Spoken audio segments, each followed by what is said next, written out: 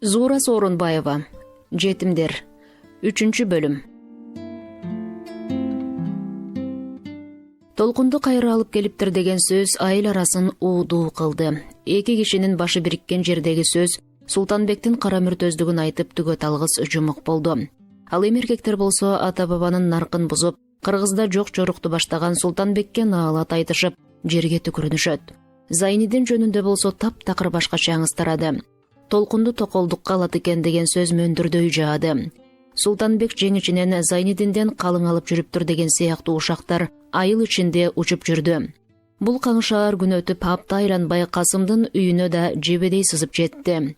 Күнөөлүүлөрдүн үстүнөн жүргүзүлгөн иш аяктады. Тергөө да бүттү. Сот да болду.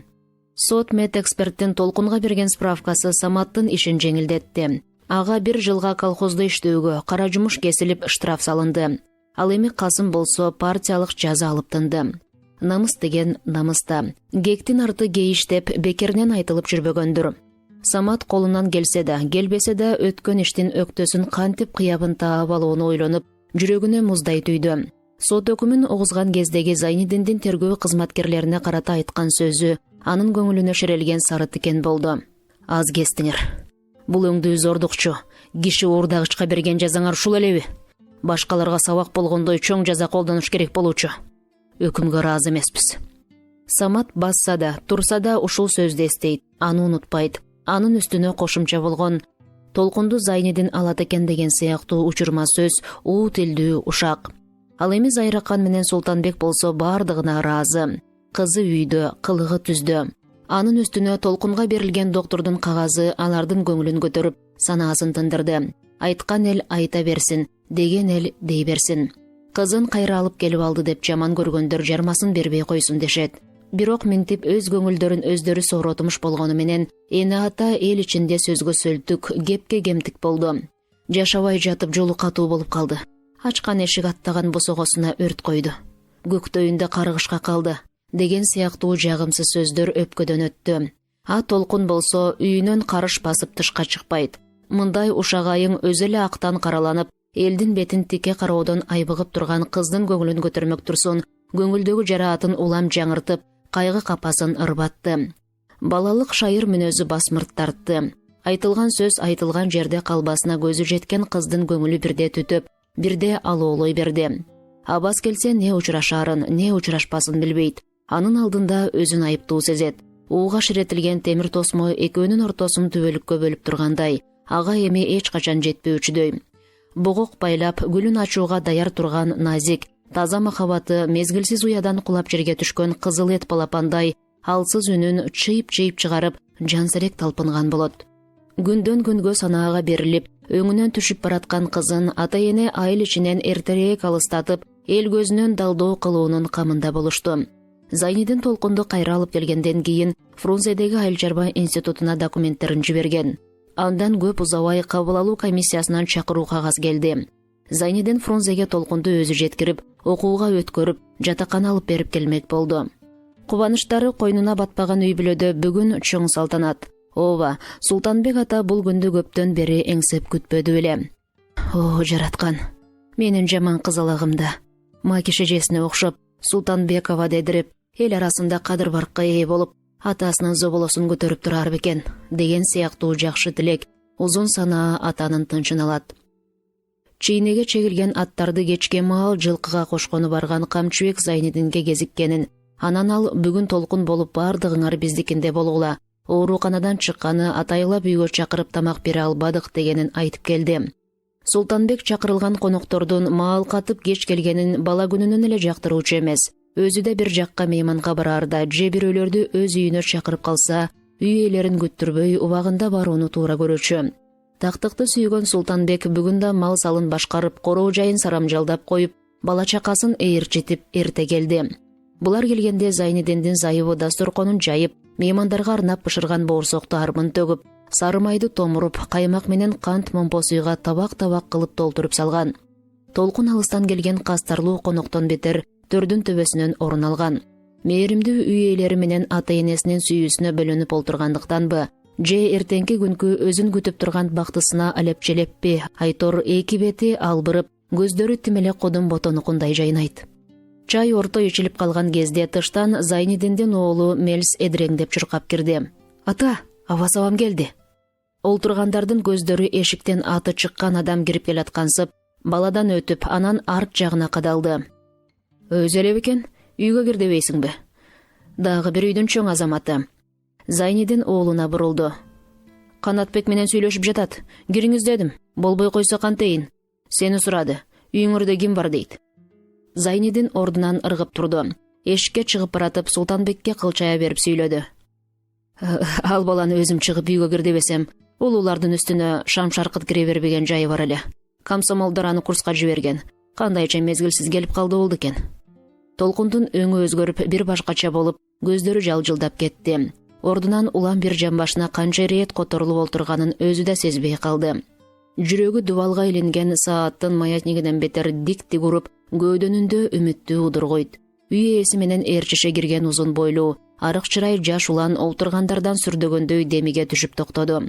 Ага үйдүн ичи куйкаланган аптаптуу ысыктай үп болуп сезилди. Ал оолонгон денеси терисине батпай чатырады. Кырдач мурдунун үстүн чыбырчыктаган майда тер каптады. Ак кагаздай болгон кабактай жүзү албырып турду. Тили боолуп калган немедей олтургандарга бир демден кийин саламга келди. Анын алачакмак болгон көзүнө Толкундан башка эч ким урунган жок. Балбылдай түшкөн каректер бири-бирине чагылыша түшүп тайыды. Султанбек козголо берип, жанынан орун көрсөттү. «Кел айланайын, мында өт». Мен да кайсы бала экен десем, Узакемдин оолу тура. «Кандай, арбай ачпай ат көлүң аман келдиңби, чырагым? Сени окууга кетти деп энең айткан эле. Бүтүп келдиңби?» Аваз такала түшүп жооп берди. «Жок ата, бүт элекмин. Бир аз келүүгө шарт болуп суранып келдим». Ал Султанбекти эмне үчүндүр ата деп айтты. Мурда Султанбекти аба дечү эмес беле. Оозунан ата деген бул кымбат сөз кандай чыгып кеткенин Аваз кийин байкады. Ушул бир ооз сөздөн айып ачылып калгандай шектенди. Келгенден бери чай иштеп жатып, чакырып киргизе албаган Канатбек азыр үйдө, Аваздын жанында олтурат, шынаарлап. Ал бирде эжесин, бирде болочок жездесин кубанычтуу түр менен күлүңдөп алмай тирмей карайт. О, чиркин-ай десең, мындай кысталыш жерде жүрөктүн түпкүрүндөгү катылган сүйүүлөрдү, айтылбаган сырларды, көздөн учкан кусалык менен тереңде теминип жаткан жүрөк күүлөрүн бири-бирине жеткирген да көз, түмөн элдин ичинен бири-бирин издешип тапкан да көз, сагынганды билдирип, санаадагы оюңду айткан да көз. Ооба, көздөр ошондой курч, ошондой көрөгөч. Ал айланадагы элден канчалык сактанып, канчалык жашырганың менен сенин ички дүйнөңдү байкатпай туруп ортого төгүп салат эмеспи? Бул жерде олтургандардын ичинен жалгыз гана Зайнидин бирдемени байкады. Кайран жалындуу жаштык. Кереметтүү сүйүүлөр ай, деп ойлоду. Ичинен дем алып, жалжылдап жылдыздай жанган көздөрүңдөн айланайындарым. Авасты бул жерге тартып кирген магнит сенин кумарлуу көздөрүң беле, Толкун. Же мен жөн гана ой жоруп, калжырап жатамбы? Ушинтип ойлогон Зайнидин эмнеси болсо да балдарга жолтоо болбоюн дегенсип бурулуп олтурду. Баятан бери Канатбекти карап олтурган Султанбек оолуна суроо берди. «Канат, сен бул абаңды качандан бери билесиң?» Бала башын кыйгач буруп, эжесин бир карап алып мукактана түштү. Тааныйм. Зайнидин сөзгө аралашты. Султашева, билесиңби, тааныйсыңбы деп да киши сурайбы балдардан. Окуган булар эмес, менин тетигил кичинекей кара тентегимге эде мен билбеген, мен тааныбаган адамдардын аттарын айтат. Абас ушул жерде. Эшкаямдан окубадыбы? Аны билем го. Бирок агасына жабышып, сагынышып калган немедей дердеңдеп олтурганынан эле сурай калдым. Абастын денесине ток тийгендей болду. Ал чөнтөгүнөн жаңа алган 4 бурчуна гүл түшүрүп, кырка чекесин таңдайлаштырып кайып, чебер сайылган ак чүбек бет арчысын силке салып, чекесинен терин сүртүп келип, Толкунга көз учкунун чачыратып, мурдун басып бир демге токтой калды. Абас кол жоолугун кусалуу искеп, андан Толкундун атыр аралаш жытын издеп жаткандай туюлду. Зайракан баланын колундагы бет аарчыга көзүн кадады. Алдан эмеден шек санагандай, ою капкайда чабыттап кетти. Же мен бул бет аарчыны таанып жатамбы? Жок, ошонун өзү.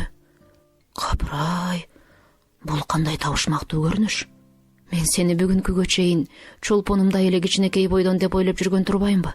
Бой тартып, ментип жигиттерге белек берүүгө жарап калганыңды кайдан билдим? Нар истегени дейин эме кантип аял болсун деп Саматка кеткениңди укканда өлүп кала жаздабадым беле? Зайракан астыртан абасты тиктеп, анан талмоорсуп бешенеси жарылып олтурган кызын шектене карады. Толкун тим эле нуруна чыгып укмуштай сулуу, укмуштай көрүшөн болуп кетиптир. Булардын байланышы болду болбоду Зайнидиндер аркылуу деп болжолду дене. Мында эч нерсени элебеген жалгыз гана Султанбек болду. Зайракан болсо бүгүн түндөн калбай ушул сымбаттуу жигит менен качып кетүүчүдөй көңүлүнө кайра баштан дүрбөлөң түштү. Кантейин, кимге барсаң да өз теңиңди, кор болбой турган жериңди тапсаң болду. Экинчи көз жашыңды, көкүрөк тартыңды көзүмө көрсөтпөс экен. Жараткан. Эне абасты сынап да койду. Эгер толкунума күйөө болуп калса, жарашчу бола экен. Атасы байкуш Султанбекке окшогон жылаңаш баатыр, кара таман кедей, байлыгы балдары. Муну укса Султаш кубанар эле. Эне кызынан сыр сурамак болду. Фрунзедеги Айыл Чарбай институтунун ичи тышы шайыр күлкү, шаңдуу обонго мелт калт болуп, казандай кайнап, фонтандай атылып турган демейдеги күндөр. Мезгил деген кандай тез. Кечээ бул жерге жаңы келгенге окшогону менен Султанбектин кызынын биринчи курсту бүтө турган акыркы сааттары да канат сабап кирип келди. Кошумча лекцияга келаткан топ жаштардын ишинде жакут таштай жаркырап көзгө токтомдуусу да, көрүнүктүүсү да, сулуусу да Толкун. Анан калса көрүнгөндүн көз жоосун алып маралдай маңкайып, көөдөнүн кере таштап, мойнун созо коюп келбеттүү басат, чиркин. Булардын аркасынан жете келген бозулан Толкундун жанындагы кыздарга тийише кетти. Жибекке жамаган курмушундай болгон байкуштар. Калп эле керилмиш болосуңар. Антсеңер деле бутуңардын ийриси, мойнуңардын жогу жикирейип, адамдын көңүлүн айнытат. Баргылачы, Толкундун айдай жамалын булуттай тоспой алысыраак, көчөнүн тээ аркы өйүзү менен баскылачы. Кайран неме айы, бака майрыгын билбей, жыланды ийри дейтимиш. Өзүң кимсиң? Өзүм кишимин. Кантип эле силерден түзүкүрөөк болбоюн. Дагы өлүп тирилип артыңардан жигиттер чуркайт. Байкуш, сен деле текирең таскакка түшүп, эч кимибизге жете албай, суй жыгылып жүрбөйсүңбү? Же жалганбы? Кыздар жарыша сүйлөдү. Кудай сактасын. Баарыңарды кыркасы менен жолума көгөндөп койсо да, карап өтпөсмүн. Де. Бардыгы тамаша бийкештер. Бирок менин бир чоң арманым ушул. Толкундун кандай жигит менен сүйлөшүп, сүйүшүп жүргөнүн биле албагандыгымда. Аркасынан чуркагандар көп. Бирок кимиси экенин биле албай күйүтүм күчөп жүрөт. Күйүп кетээр күнүң кайда? Кое тургулачы жарылдабай. Толкундун өз оозунан да сөз чыгабы, же силер эле сүйлөй бересиңерби? Толкун жылаажындай шаңкылдап күлдү. Кези келип, мезгили жеткенде сени суратып убара кылбай эле өзүм айтам. Балким, өзүңдү жактырып жүргөнүмдү кайдан билесиң? Кыздар айлананы жаңырта каткырышты. Толкун сүйөт экен деп, жүрөгү жарылып өлүп жүрбөсүн? Бул желөккө. Байкуштар, мен өлсөм бирөөбүз жесир калдык деп эсептей бергиле анда. 10 жыл эрте өлгөн менен 10 жыл кеч өлгөндүн эмне айырмасы бар? Баары бир өлөсүң да. Бирок мен силер үчүн өлгүм келбейт. Булар ушинтип шатыра шатман болуп келатышып, институтка кандай жеткенин да билбей калышты. Жүргөн жерин, баскан изин шаңга бөлөп, көркүнө чыгарган жаштар жеткенде окуу жайынын алдындагы кеңир аянтта адамдар адаттагыдан көп болуучу. Толкундун көзүнө бул эл тим эле кумурскадай болуп көрүндү. Кыздар тобу менен дем албай, тунжурап турган көпчүлүктүн четине келип токтоду. Бир шумдук бар го, деп ойлоду. Үрөйү учкан адамдардын кебетесин көрүп, жүрөгү оозуна тыгылган Толкун өзүнүн жанында турган бирөөдөн сурайын деп ойлоду эле, ал чиш деген белги менен унчукпа дегендей колун жаңсап койду. Ачык терезеге коюлган репродуктордон чыккан зиктардын калта арган сүрдүү үнү дымый түштү. Кыз айланасында тургандарга жалжылдай карады. Баардыгынын кабагы салыңкы, азап күткөн немедей жылдыздары жерге түшүп, маанайлары пас. Эрдин кесет тиштеп, институттун директору жылаңбаш ортодо турат. Толкун чыдабай адамдарды аралай басып, ошол кишини көздөй бет алды. Институт боюнча жогорулатылган стипендия менен окуган бул кызды баардыгы таанып, баардыгы сыйлашчу. Директордун суркуну качып турган кебетесин көргөн кыз каргылданган үн менен кыйкырып жиберди. Агай, айтыңызчы, эмне шумдук болуп кетти? Деди, кадалана тиктеп. Согуш деген жагымсыз үн туш-туштан угулду. Суук кабар анын көөдөнүн көзөп өтүп, жүрөгүнө ийнедей сайылып, анан ал шал болгон немедей титиреп сокту. Алдында көпчүлүктөн бөтөнчөлөнүп, бардыгынан бийик турган тараз бойлуу, кебети келбети келишимдүү директордун демейдеги ачык айрым шайыр жүзү ачуулуу да, капалуу да. Ал Толкундун сөзүн уккан да, аны көргөн да жок. Бир окумга чейин маңдай жагындагы терезеде турган репродуктордон көзүн албай тиктеп туруп күрсүндү. Кезектеги чабуулга даяр турган жоокерлерге команда берген командирге окшоп, башын көтөрө берип заң этти. Ата мекендин башына оор кайгы түштү. Гитлердик жүзү каралар элибиздин тынч өмүрүнө өлүм коркунучун алып келди. Алар жерибизди өрттөп, шаарыбыз менен айылдарыбыздын гүлүн көккө сапырып, адамдарыбыздын кичинесинен чоңуна чейин кырып жок кылууга ниеттенип жатат. Өз жерибизди, өз өмүрүбүздү, бакты таалайыбызды каракчылардын огунан коргоп калууга даяр турушубуз керек.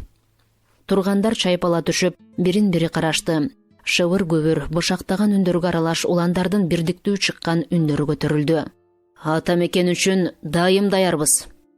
Директордун көзү жашылданып кетти. Ал ушул үн, ушул турган жалын жүрөк жаштар азыр эле согуштун алоолонгон демин басып жибергендей, алып денеси ымыр-чымыр тартты.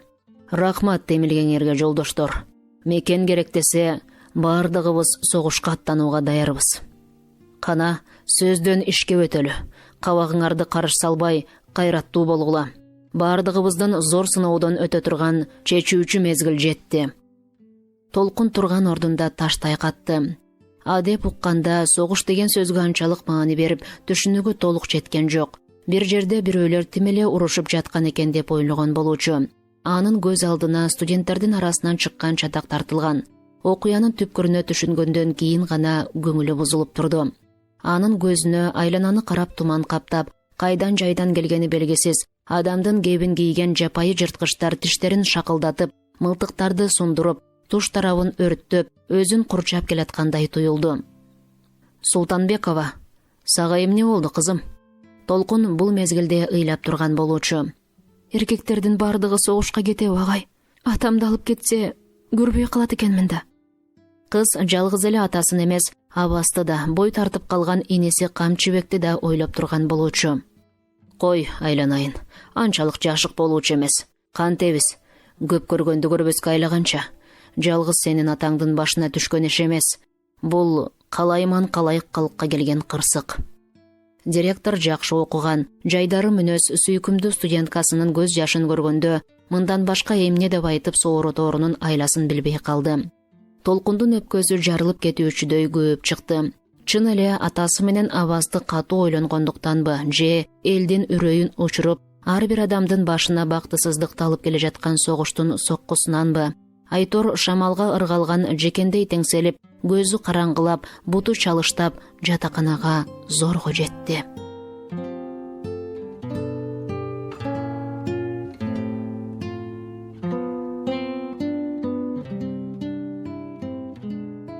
Толкун каникулда абасты узаткандан кийин үйүнө аз эле туруп кайра тартты. Анткени институт студенттерди башка жерге, башка колхозго жардамга жиберип жаткан болчу.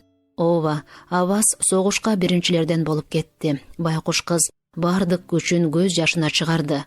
Мурда айтпай жүргөн сырын, бербей жүргөн убадасын ошондо абас узап жатканда айтпадыбы?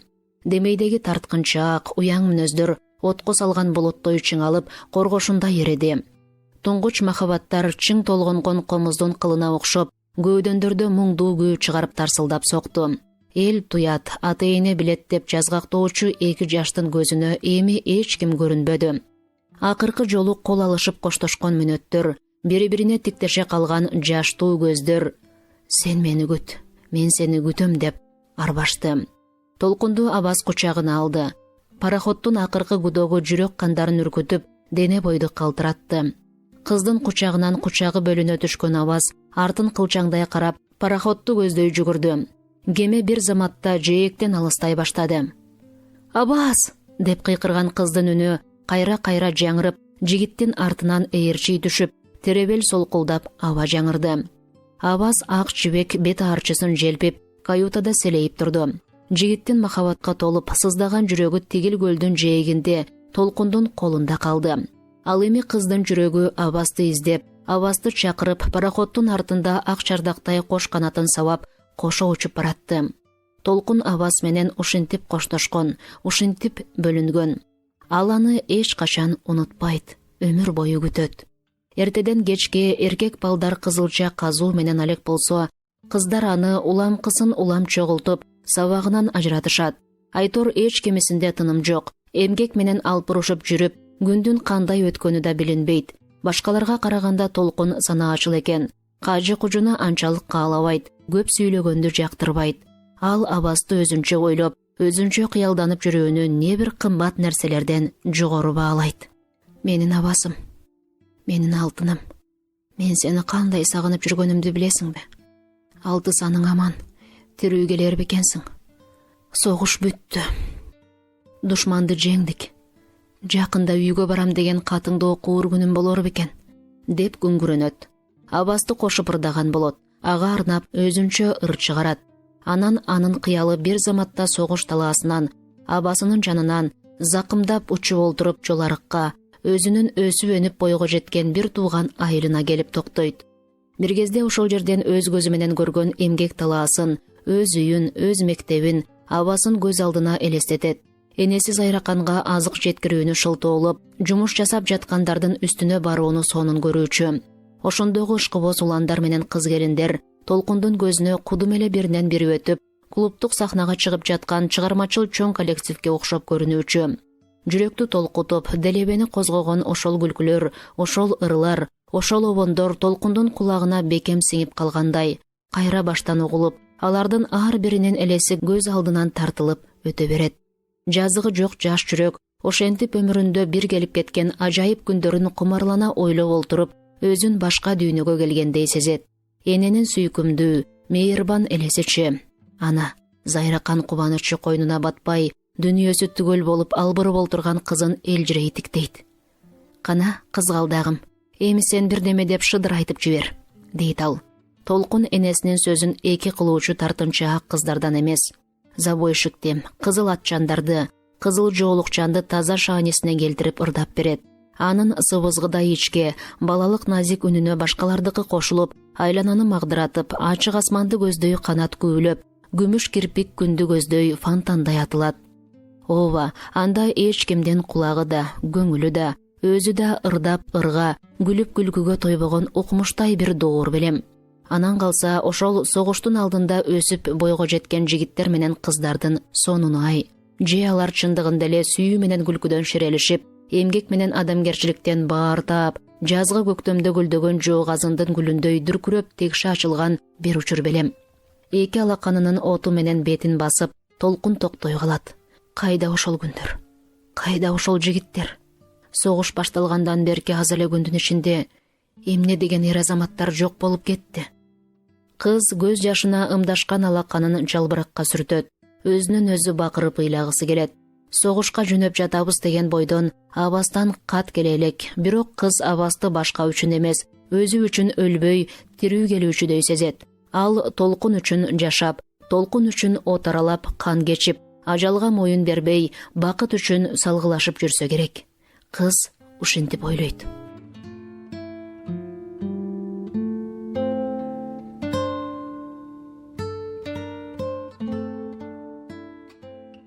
Зайнедин 40-тын кырына барып калган, кара торосунан келген сулуу чумак жигит эле. Ал бир жагына кыңырайып басуучу, кедей жаштарынын тобуна кошулуп, байларды тап катары жоюуга катышкандыгы үчүн өз жазасын душмандан ушинтип алган. Алар бир жак кабыргасын талкалап кетишкен.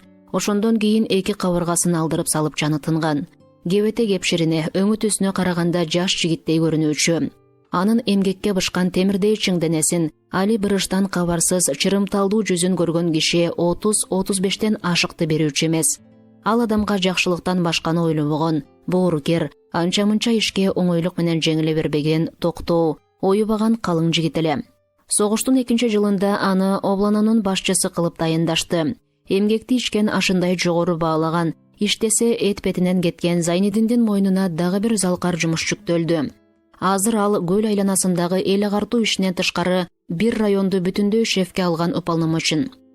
Бүгүн Султанбек устаканадан кабагы бүркүү, маанайып ас келди. Ал үй бүлөсүнө күтүлбөгөн суук, жаман кабар угузду.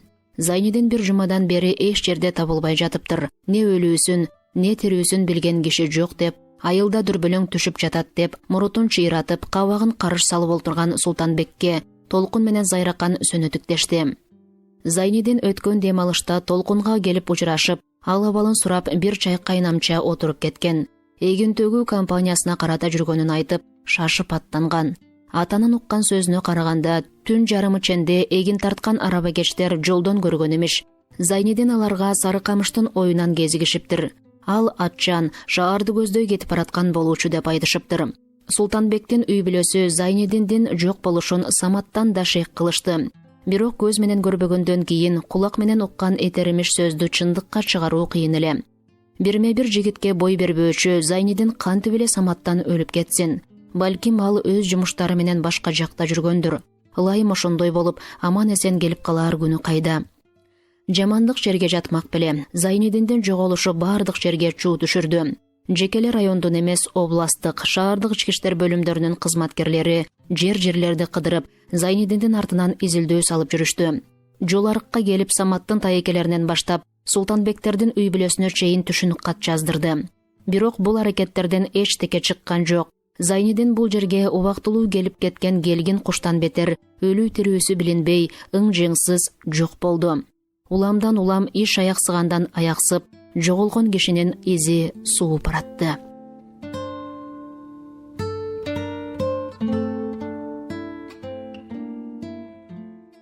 Айылдан келген каттар жалпы жонунан бир түрдүү жазылат. Жердештери кимдерди аскерге узатышканын, канча кара кагаз келип, кайсыл кишилерди угузганын, баласынан ажыраган ата-эненин кайгы касыретин, жесир калган аялдардын муңзарын, жетим калган балдардын түгөнбөгөн көз жашын, анан дагы толуп жаткан эмгектеги оор түйшүк, орчундуу иштер жөнүндө жазышат.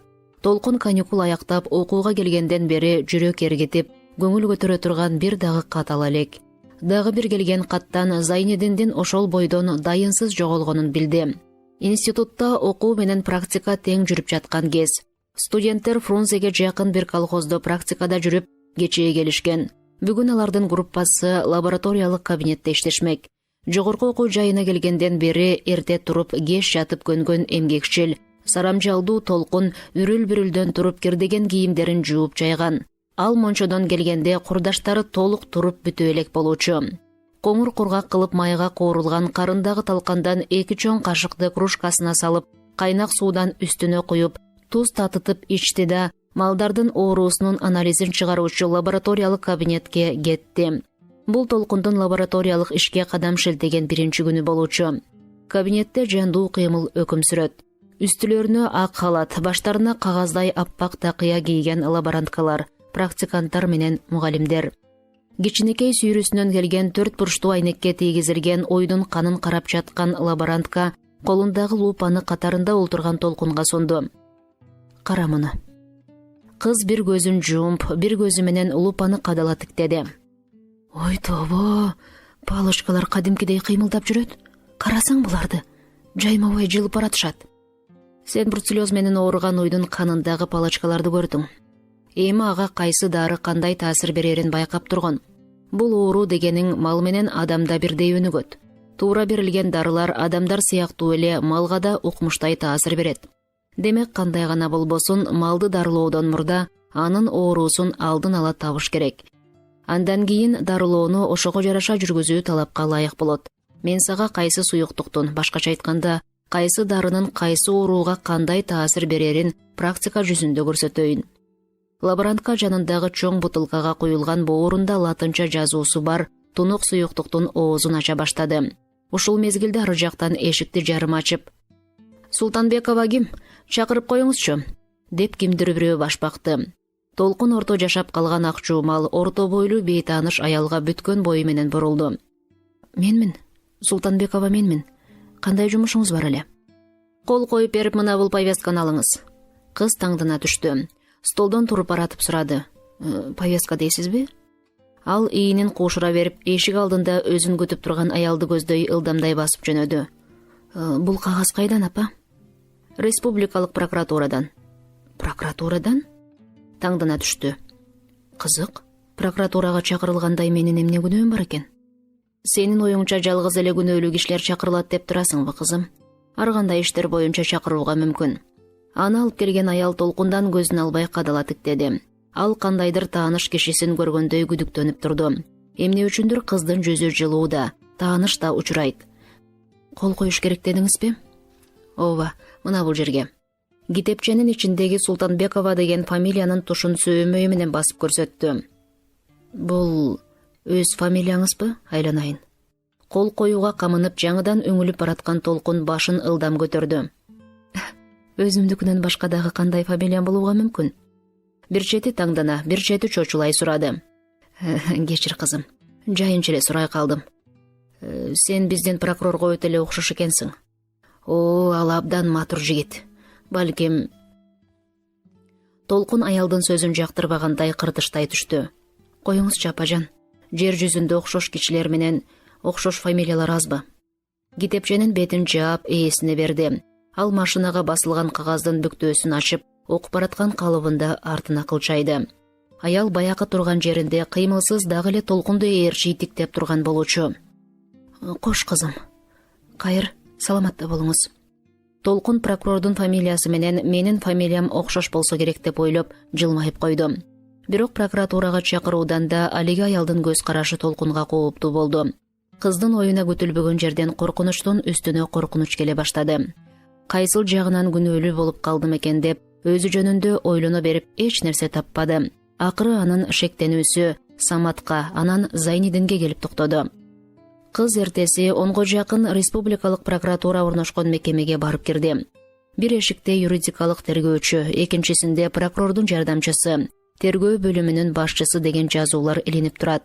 Анын бет маңдайындагы граждандык иштер боюнча прокурор деген жазуудан өтүп, аябаган чоң-чоң тамгалар менен бадырайта жазылган прокурор деген жазууга көзү кадалды. Кыздын жүрөгү опкоолжуй баштады. Бир заматта эки бети кулагына чейин оттой жанып чыкты. Алакандары менен ысыган бетин басып койду. Анын көзүнө бул жер коркунучтуу, суук болуп көрүндү. Арт жагынан адамдардын табышы чыкты. Толкун үрпөйгөн калыбында бир жагына обочолой берди.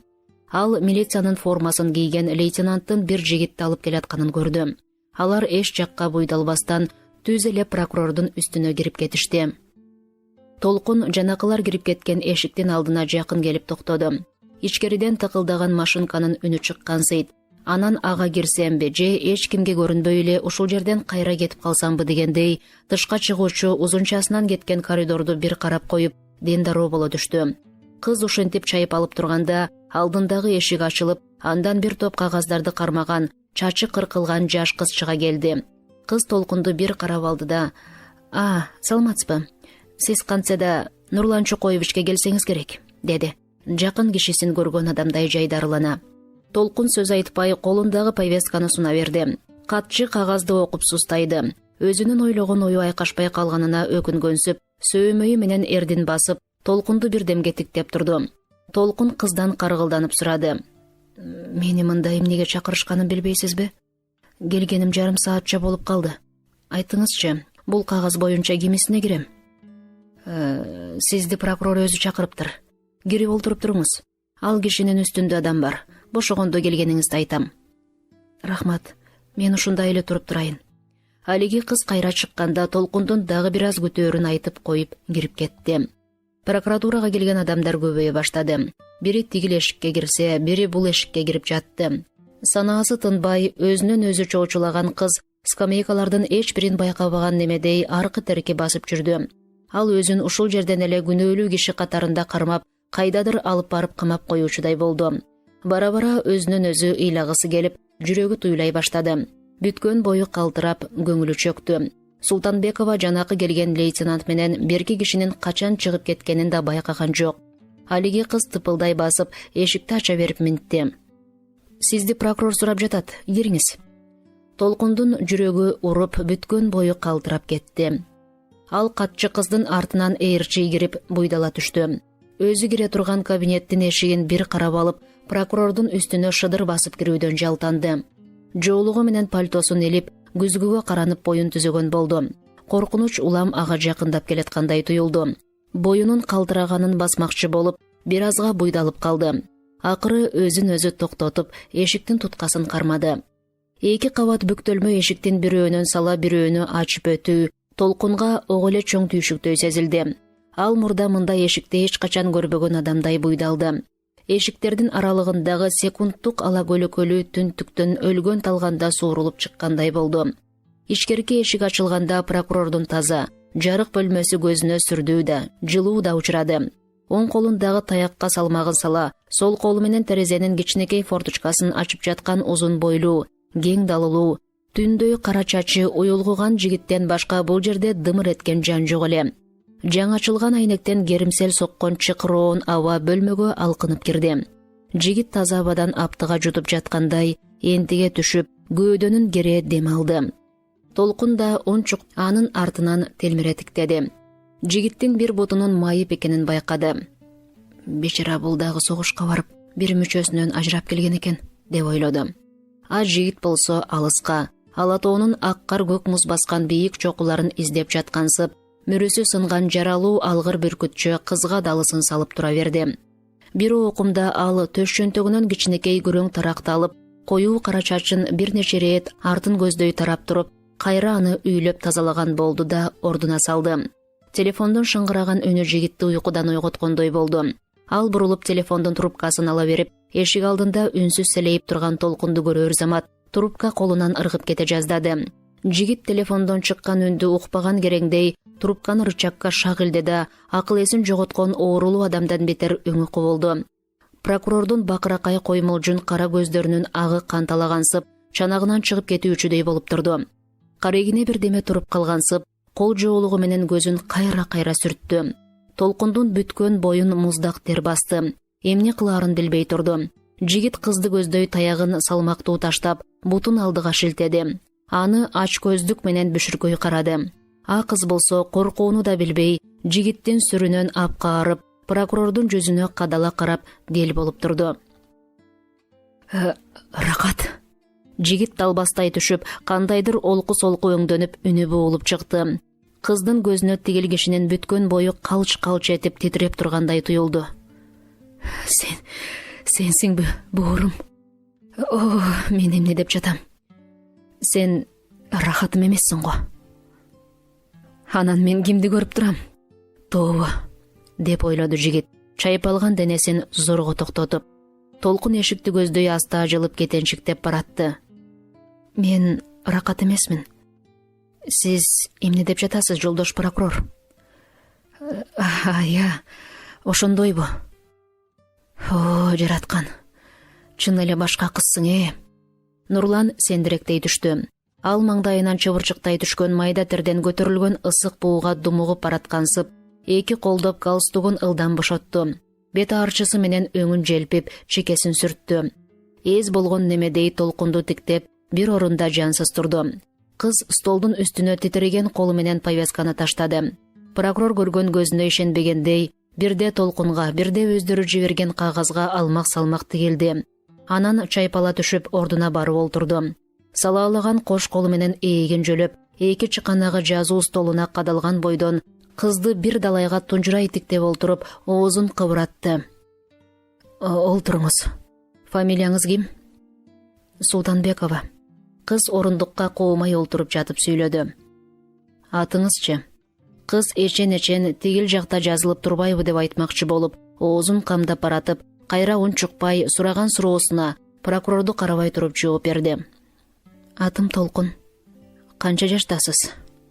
18-те. Ата-энеңиз барбы? Бар. Кайда турушат?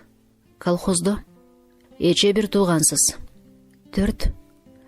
Сиз Султанбектин өз кызысызбы? Кыздын көзү алаңдай түштү.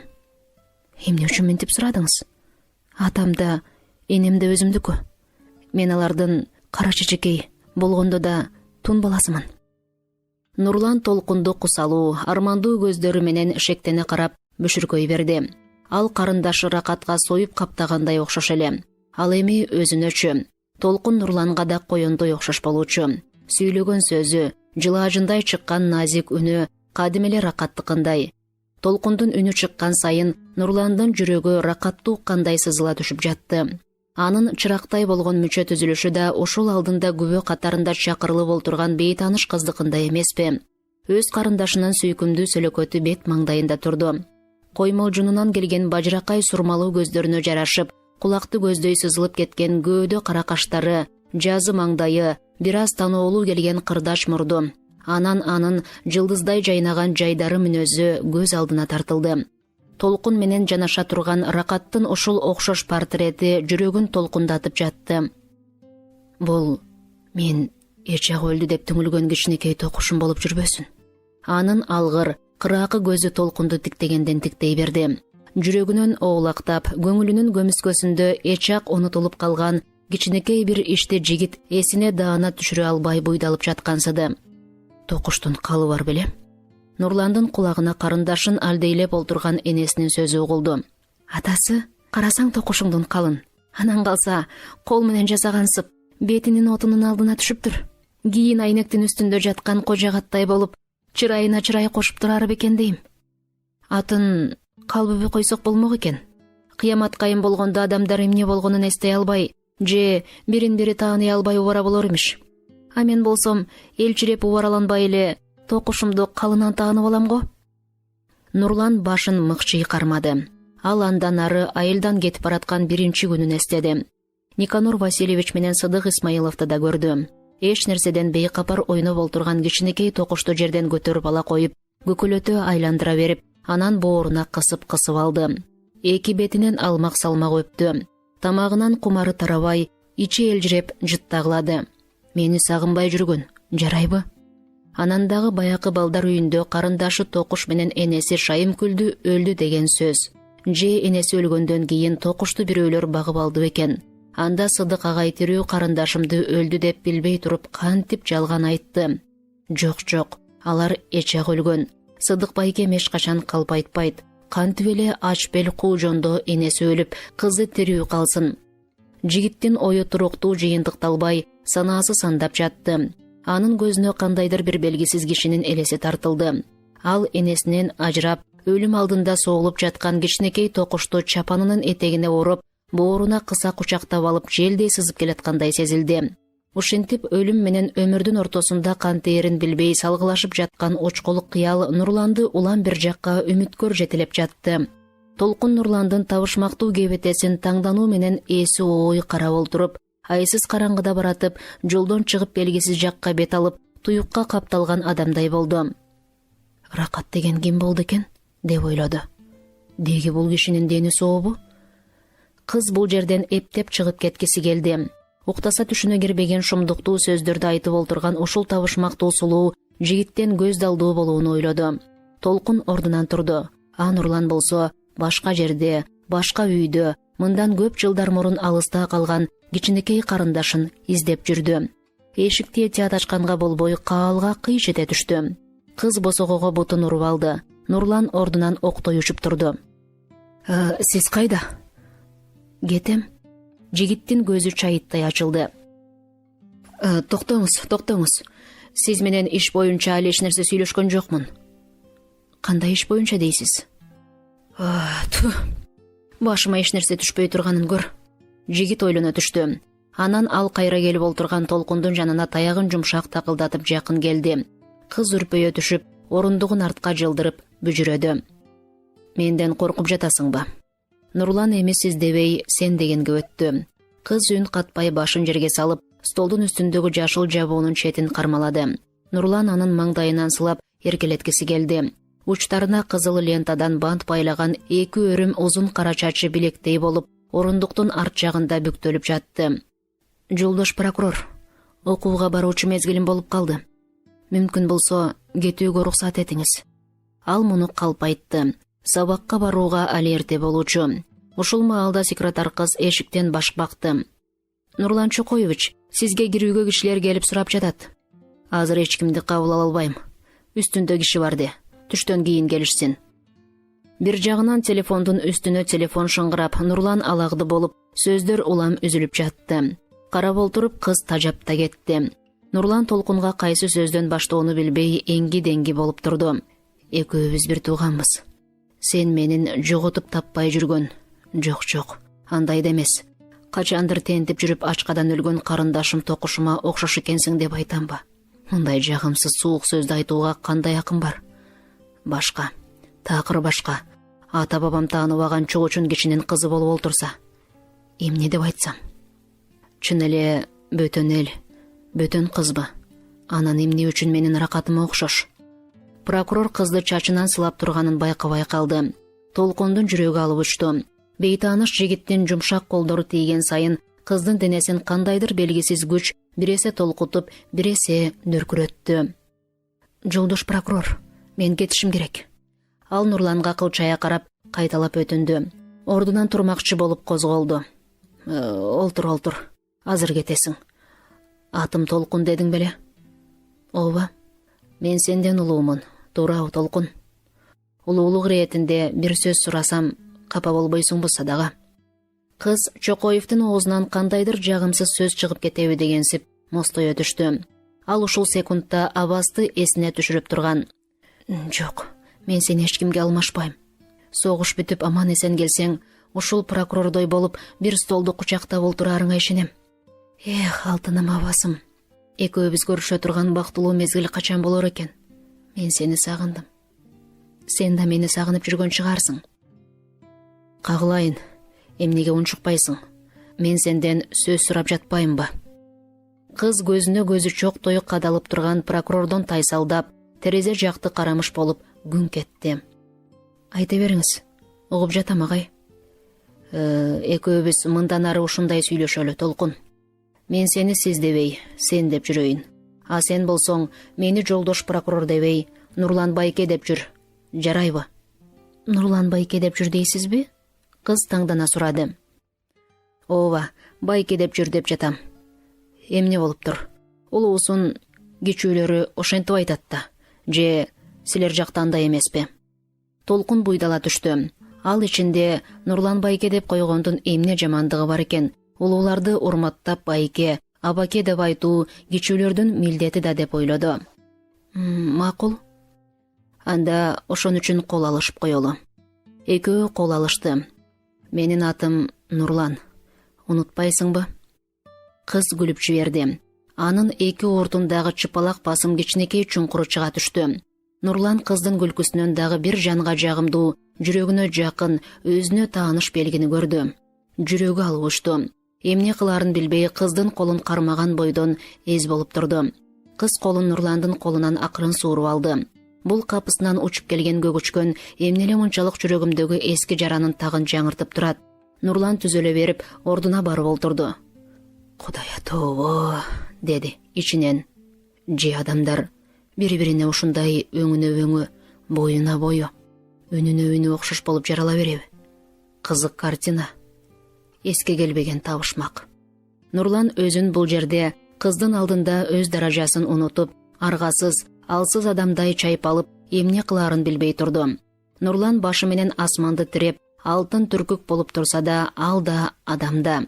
Анын көрөгөч, кыраакы көзү, кусалуу жүрөгү бир уядан учуп, бир курсактан чыккан сүйкүмдүү карындашын уламдан улам өзүнө жакын сезип, магниттей тартылып, өзөгө өрттөнүп баратты. Бирөө келип, ушул кыз сенин адашып калган карындашыңдын өзү дебеспи? Анда Нурлан кызматка да, дөөлөткө да, байлыкка да ыраазы болуп, бул кыз үчүн баардыгын берүүгө даяр эмес беле. Колундагы ручканы ары-бери ойнотуп, ойлуу олтурган Нурлан бир демден кийин «Эртең сабактан кайсы убакта чыгасың?» деп сурады. 7-де. Сабактан кийин ушул кабинетке келгин. Жарайбы? Кечиндеби? Биз иштейбиз. Сүрөтүң болсо бир дала келгин. Делого чаптаганга керек. Кандай делого?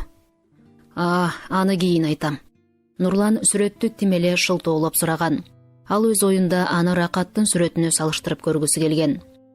Толкун прокурордун өзүн бул жерге эмне чакырганында даана билбеди. А прокурор болсо Толкунду көргөн минуттан баштап иш боюнча сүйлөшүүнү унутуп койду. Кыз бая күнү бирөөнү абаска, бирөөнү үйүнө жиберген сүрөттөн калган экөөнү өзүнө алып калган. Прокурордун сүрөт сураганынан улам балким ошол жараар деген ниет менен колундагы сумкасынан кара конвертке салынган бир топ сүрөттү алып чыкты. Бул сүрөт жарайбы, жолдош прокурор? Эми эле сүйлөшүп макулдашпадык беле? Кайта эле жолдош прокурор дей бересиңби, айланайын. Нурлан мээримин төгө бажырайып күлдү.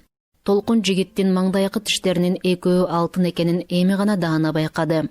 Аппак жүзүнүн ажарын ачып турган бул тиштер Чокоевди мурдагыдан да сулуу, эң эле көрөшөм кылып көрсөттү. Кыздын ичи ысып, жүрөгү жарылып кетүүчүдөй дикилдеди. Ушул саамда жигит көзүнө ушунчалык ысык, сүйкүмдүү көрүнүп кетти. Нурлан болсо колуна жаңы алган сүрөттү тиктеп турду. Жарайт экен садага. Мага дал ушундай сүрөт керек болчу. Жаңы түшкөнсүң го. Бөбөктөрүм сүрөтүмдү сурап кат жазышыптыр. Ошого түшкөм. Мени сагынып жүрүшкөн окшойт үйдөкүлөр. Нурландын көзү Толкундун колундагы башка сүрөттөргө түштү. Тигилгимдер?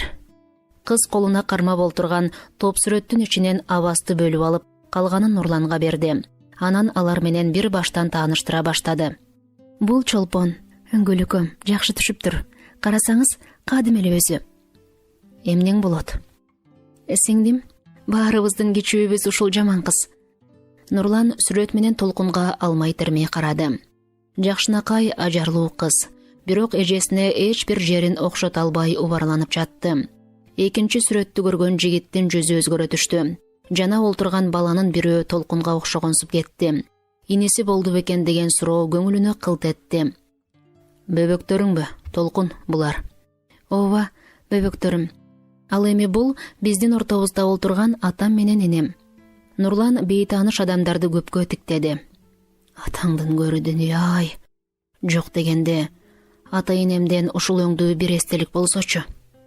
Мен алардын кандай адамдар экенин да эске жакшы тута албай баратам. Анда минтип сүрөткө түшүү кайда, деди ичинен. Анан Нурлан атасы чоконун сүрөткө жолдоштору менен түшкөнүн, аны өз көзү менен көргөнүн эстеди. Бирок аны чаң жугузбай ардактап сактоочу энесинин да сөөгү сөпөт, устуканы упат болгону качан? Кайрандарым, деди. Кабагы карыш түшүп, көмөкөйүндө шыбырап. Бул ким? Жалгыз сүрөттү көрсөттү. Зайнидин агай, менин биринчи мугалимим эле. Зайнидин? Зайнидин деген аблону ошол жигитпи? Прокурордун түрү дароо өзгөрдү. Согушка чейин мектепте директор болуп иштеген да, Сиз аны кайдан билесиз? Же тааныйсызбы? Толкундун деми буула баштады. Байкуш агай, сонун киши эле. Азыр ал жок. Өзүнөн өзү эле өлүү тирүүсү белгисиз жоголуп кетти. Өз эмес, бир тал чачын жерге калтырууга кыюучу адам болсочу. Да, Зайнидин Буланбеков деген ушул жигиттечи. Жаш экен, бечара. Сени менен чыныгы жумуш боюнча эми анык сүйлөшө турган болбодумбу? Булар ошентип олтуруп сөздөн ишке өтүп кетишти. Нурландын суроосуна кыз кыска жана так жооп берип турду. Ал Самат жөнүндө өзү канча билсе ошону айтты. Кыскасы, Самат Зайнидинди сени өзүнөн тартып кетүүгө жардамдаш болгондугу үчүн жаман көрүүчү экен да. Ошондойбу? Ошондой болуш керек. Анткени агайым менин таламымды талашып, башыбызга көн түшүп турган кезде атама жөлөк болду. Аны соттотту. Окууга келишиме да ошол киши жардам берди. Ата-энем мени окутууга өздөрү да аябай ынтызар болушчу. Алар Саматтын байлыгына да, бийлигине да карашкан жок. Толкун сүйлөп да, ыйлап да жатты. Ырас эле минтип Зайнидиндин дайынсыз жоголуп кетээрин ал кайдан билди? Эгер аны Саматтын өлтүргөнү чын болсо, Зайнидиндин канына ортоктош, өлүмүнө себепкер болгон менин өзүм эмей ким болмокчу деп ойлоду. Жакшынын шарапаты, жамандын кесепети деген ушул. Кенедейимден таалим тарбия берип, окутуп адам кылган адамдардын ичкен ашына, көрөөргүнүнө уу болуп тамгандыгым үчүн эмне кылышым керек? Айтчы, Толкун, Зайнидинди өлтүрүү Саматтын колунан келет деп ойлойсуңбу? Кыз тунжурай түштү. Ким билет? Самат жол арыкка, силердин айылга барганда Зайнидин ошол жерде экен да, Анан жигит ошол түнү жоголобу? Ооба. Бул жөнүндө сенин түшүнүк катың иш козгоого жардамчы документ болот. Мурдагы өзүң жөнүндө болгон иштин баарын кыска, так, түшүнүктүү кылып кошо жазгын. Жарайбы? Качан алып келесиң? Эртең сабактан кийин. Уруксат этиңиз, мен кетейин эми. Бара кой. Сени көпкө кармадым окшойт. Бирок эшикке чыккандан кийин эле Нурлан байкеңди унутуп койбо, Толкун. Тез келип тур, макулбу? Мен сени көрбөй калсам, сагынып кетүүчүдөй болуп турам да. Анан ал кызга муктаждыктарың болсо уялбай айт, жардам берип турам деп айткысы келсе да айта албады. Анын жупуну кийимин баштан аяк караган калыбында узатты. Толкун Чокоевден чыгып, үйдү айлана берип, форточкасы ачык турган терезени жалт карады. Ал айнектин ары жагында ойлуу тиктеп, өзүн ээрчи узатып тикесинен турган жигитти көрүп жылмайып койду.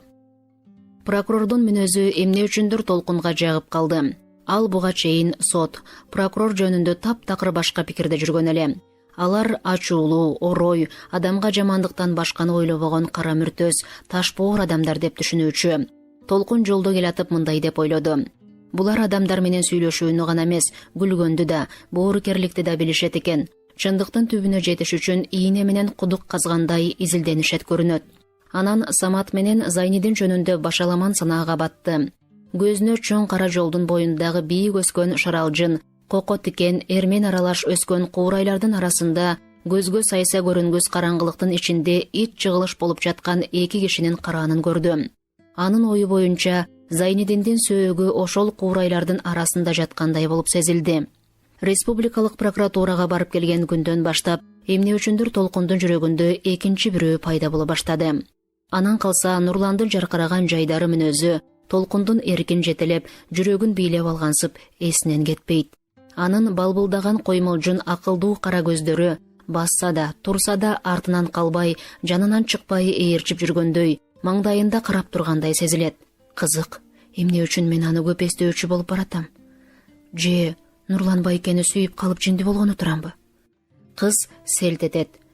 Өзүмдөн көп улуу кишиниби? Жок. Кантип эле абасымды башка кишиге алмаштырайын? Прокурор эмес, падыша болсо да, чачынын талына тең эмесмин аны. Бирок Толкун өзүн өзү минтип, көңүлүндө бекиткени менен Нурланды жаман көрүп иренжигиси келбейт. Аны ойлосо жүрөгү жалындап согот. Кыз үчүн бул учу түбү жок керемет болду. Анан калса жарашыктуу алтын тиштерин жаркырата күлүп, көз алдынан кетпеген Нурлан Толкунду өзүнө чакырып тургансыйт. Ага учуп жеткиси келет, сагынат. Прокурор Султанбекованын түшүнүгүн алгандан кийин Саматтын үстүнөн топтолгон документтер тиркелген делону прокуратуранын башкы тергөөчүсүнө тапшырды. Күнөөлүү деп эсептелген шектүү адамдардын үстүнөн иш козгоо максатында тергөөчү Ысык көлгө жөнөп кетти. Республикалык прокуратурадан келген жигит ишти Жоларык айылынан баштады. Адегенде эле Самат менен Зайнидин ошол айылдан кимиси кайсыл убакта, кандай мезгилде чыгып кеткендиктерин тактады. Андан кийин согуштан жарадар болуп, демобилизацияланып келген жигиттин үйүнө барды. Жоокердин көрсөтүүсү боюнча чындыгында эле Саматтан шектенүү туулду. Зайнидин жарадарга атын түшүп бергенде түн ортосу чен экен. Жоокер дайынсыз жоголуп жаткан бейтааныш боорукер жигиттен бөлүнүп, 1 чакырымдай узаган кезде шаарды көздөй бир полуторканын өткөнүн көрүптүр. Шофёрдун жанында кимдир бирөө олтургандай болгон деп көрсөттү. Айтур тергөөчү Саматтын сары изине чөп сала баштады. Социализм колхозуна барганда Ракыйма менен сүйлөшүүгө туура келди. Ал адегенде кайнесин үйгө таңгы маал келди деп түшүнүк берди. Эртеси Ракыйма тергөөчүнүн артынан барып, кечээки түшүнүгүнө кошумча түзөтүү киргизип кетти. Бир кыргыздын колуну турбайбызбы кагылайын иним. Агасы тиги кан күйгөн каргашалуу согушка кетпегенде мындай иштин болоорун бир Кудайдын өзү билет эле. Ылайым убалыбыз керменге жетсин. Коркконумдан туура эмес жазып бериптирмин. Колдо саат болбогондон кийин уктап ойгонгон киши түнкү убактынын кайсы маал экенин кайдан билсин? Ал келгенде эшикке да чыккан жок элем.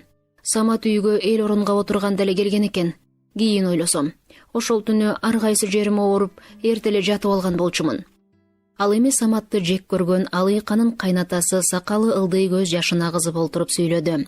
Самат аппак бүлөсүн, жалгыз баласынын колуктусун жолдон чыгарганын айтты. Зайнидиндин жоголгон күнүн болжолдоп олтуруп, ошол түнү келининин пристанга эгин ташып жүрүп, таң аппак атканда келгенин жөн салды сөз катары кобурады. Топтолгон иштин жагдайына, күбөлөрдүн көрсөтүүлөрүнө караганда, Самат шектүү киши болуп чыкты.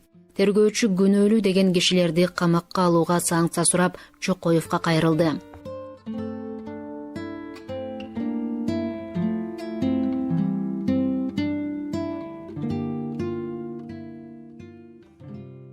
Кайсы күнү Толкунду көргөндөн баштап Нурландын көңүлүнө энеси Шайымкүл менен кичинекей карындашы Токуш кайра баштан түшө баштады. Ата мээримин унутуп, эне жыты эсинен чыгып, өлүмдөн суунуп бүткөн жигиттин муңдуу жүрөгү үйрүн издеген жабагыдай аркы терке одургуп, Толкундун айланасында тегеренип жүрдү. Ооба, Нурландын бүткүл ой санаасын ошол 1-2 сапар көргөн бейтааныш кыздын элеси ноктолуп, артынан жетелеп алды. Ал Сыдык Исмаилов менен байланышты. Телефондо адегенде иш боюнча сүйлөшүштү. Сыдык Нурландын бир чети атасындай, бир чети агасындай болгон киши.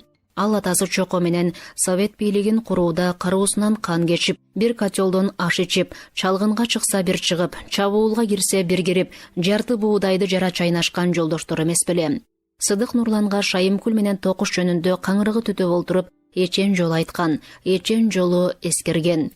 Эми ошол ачкадан өлдү деген карындашынын бүдөмүк этеримиш кабарын укканда Исмаилов сүйүнгөнүнөн кыйкырып жиберди.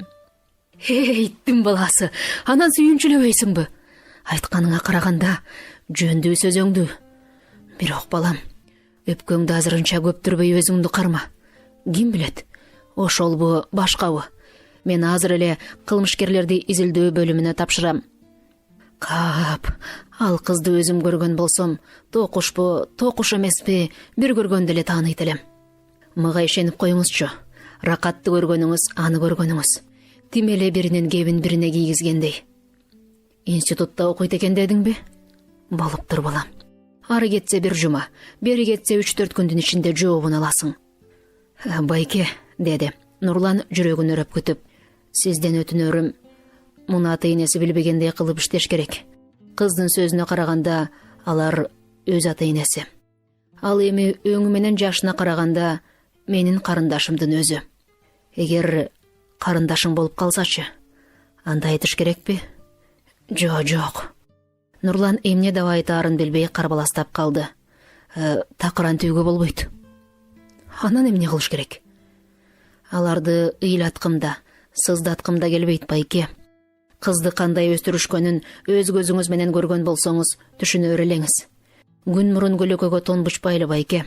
Эгер чындап эле Султанбектин асыранды кызы болуп чыкса, башка жол менен.